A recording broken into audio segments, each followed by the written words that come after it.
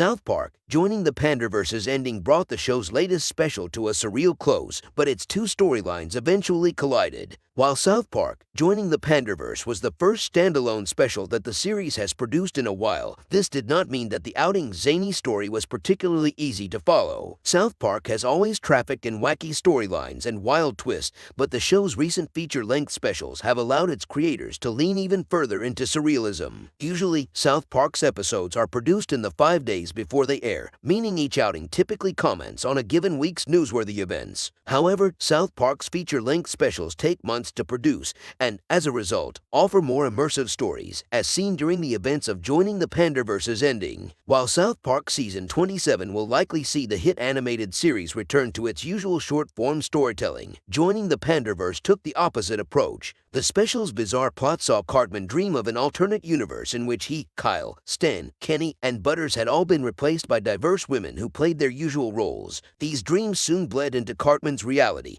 as he was sucked into the multiverse and deposited in a reality where his friends all were diverse women, while a woman of color replaced Cartman in his reality. Cartman soon discerned that Disney's Kathleen Kennedy, in a parody version of The Executive, was responsible for this change. Cartman and Kathleen Kennedy worked together in joining the Panderverse's ending. In joining the Panderverse's ending, Kathleen Kennedy tracked down Cartman and forced him to help her work out what was going on. It turned out that the Lucasfilm producer had been using the Panderstone to make changes to the Star Wars and Indiana Jones franchises. As Kennedy and her Disney co-workers continued to pander more aggressively to audiences, the Disney executive's creative decisions prompted an enraged Cartman to write thousands of offensive missives to her every day. This led Kennedy to use the Panderstone even more, which eventually opened up a portal to another reality where Kennedy was promptly replaced by a bizarre Kathleen and Cartman hybrid. Cartman's bizarre Kathleen Kennedy hybrid explained, although South Park's heroes have never been women before, joining the Panderverse made up for lost time with two female versions of Cartman. The first of these was a black woman who Kyle, Kenny, and Stan refused to believe was really Cartman until she wasted their time, resources, and Kyle's mother's money in an elaborate scheme designed to let her play Baldur's Gate 3. The other female Cartman was a creepy hybrid of Cartman and Kathleen Kennedy who insisted on adding female characters to every intellectual property and, in the character's own words, making every movie lame and gay. This was a transparently childish oversimplification of the so-called woke washing that media companies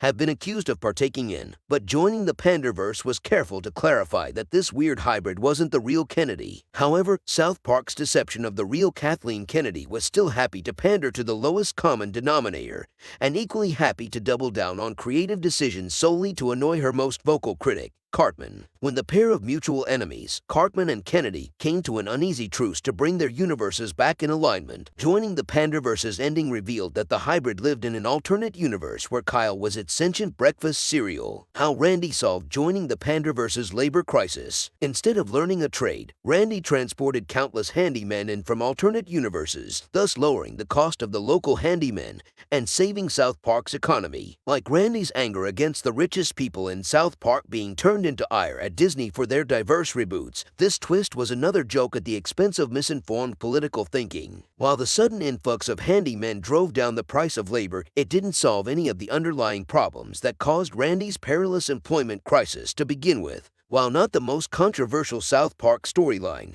joining the Panderverse's subplot was a withering indictment of contemporary U.S. economic planning. What South Park, joining the Panderverse's ending really means. In South Park, joining the Panderverse's ending, Cartman and Kathleen Kennedy agreed to bury the hatchet to set their universe back to normal. This could be read as South Park's creators tacitly admitting that complaining about woke reboots is as, if not more, annoying as the countless reboots of movies and shows. Meanwhile, Kennedy's admission that she was addicted to profitable pandering didn't give Disney a free pass from the jokes, with South Park arguing that the driving force behind most diverse reboots is not social justice or meaningful change, but rather a cynical drive to make as much money as possible from consumers. This is reaffirmed by joining the Panderverse's subplot. While South Park's earlier AI episode mocked the idea of human jobs being replaced with AI, the show doubled down on this stance with an episode where only trades were depicted as profitable endeavors. Joining the Panderverse's ending proved that the economy would always remain unstable